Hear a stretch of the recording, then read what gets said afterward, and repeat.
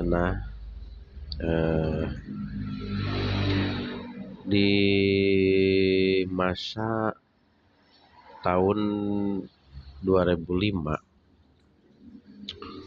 yang saya rasakan, ekonomi itu perekonomian diri saya itu sedang turun. Akan tetapi banyak orang yang juga merasakan.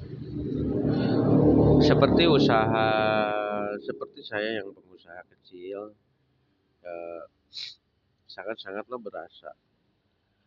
Pasang surutnya ekonomi, lagi surut begini, kebutuhan semakin mahal. Ya, tahu sendirilah harga-harga sekarang kan cukup,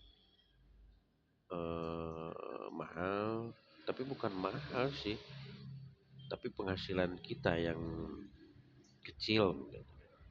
Nah, saya akan bacakan kisah sedikit lah, semoga menjadi inspirasi atau mau bermanfaat untuk sahabat cenah. Gimana sih memperbaiki kualitas hasil?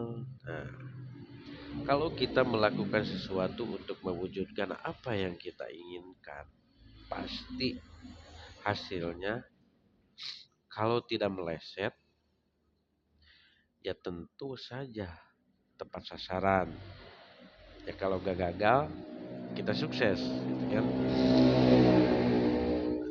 Bagi untuk pengusaha gitu, pastilah sekarang banyak orang yang mencoba-coba untuk usaha, mencari sampingan kan yang kerja.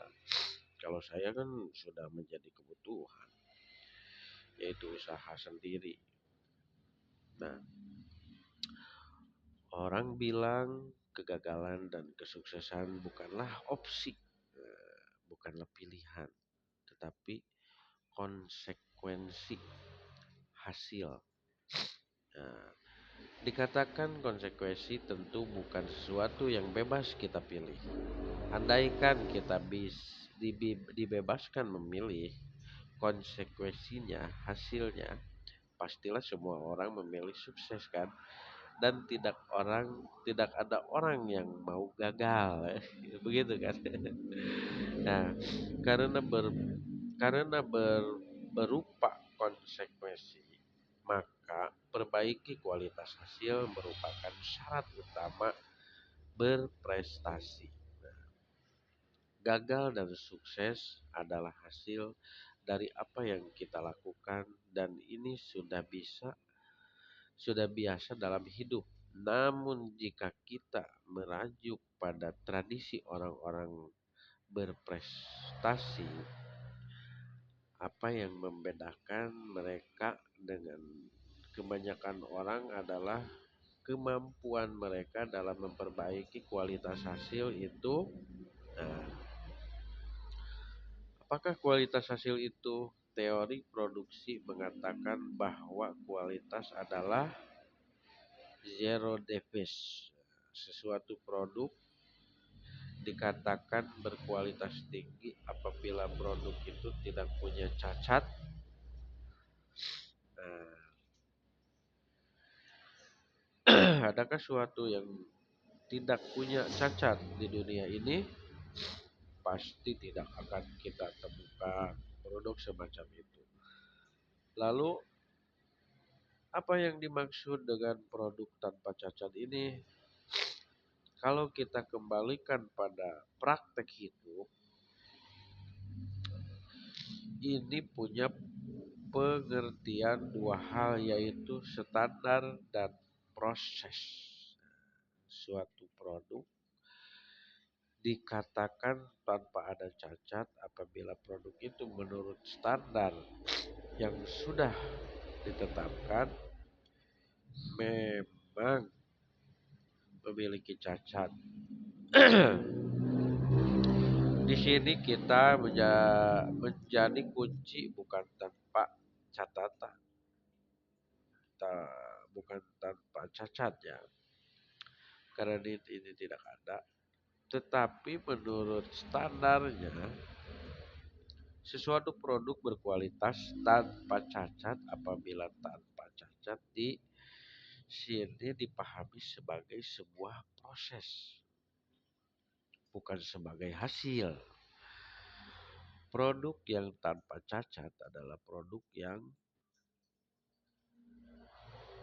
selalu disempurnakan atau dikurangi kecacatannya.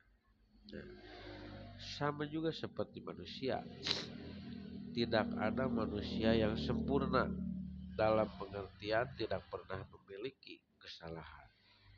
Orang yang sempurna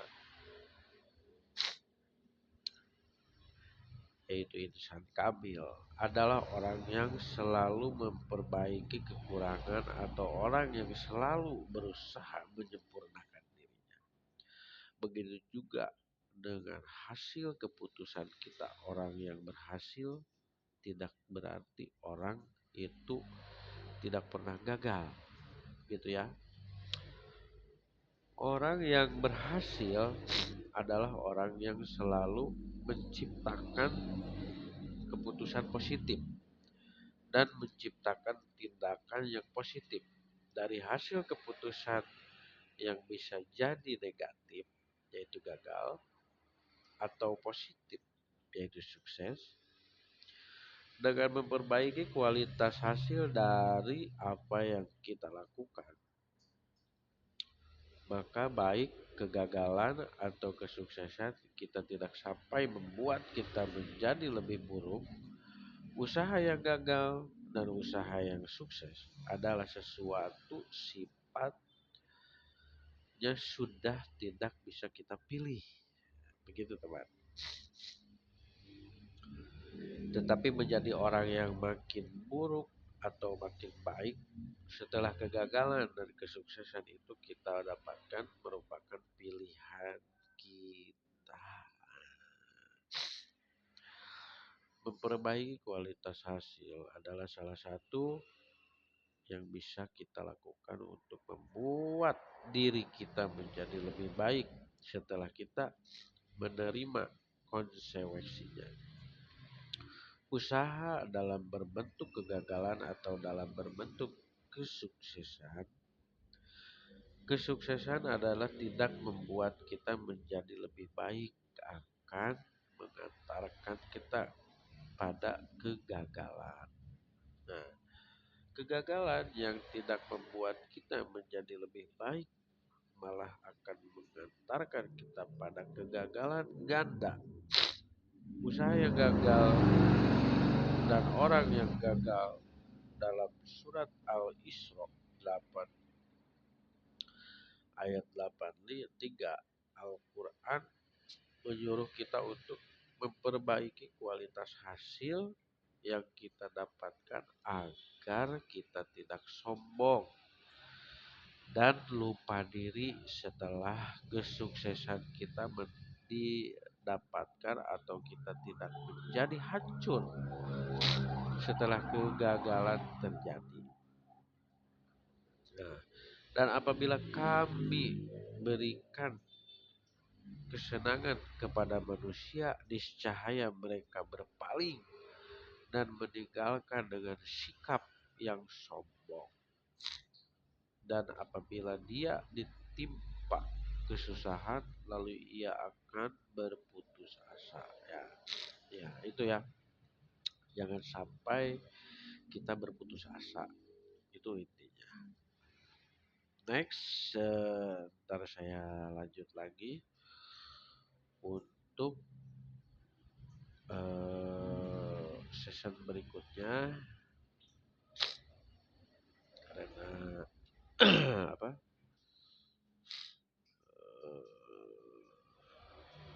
Ya, saya. Terima kasih sahabat cenah. Salam sukses.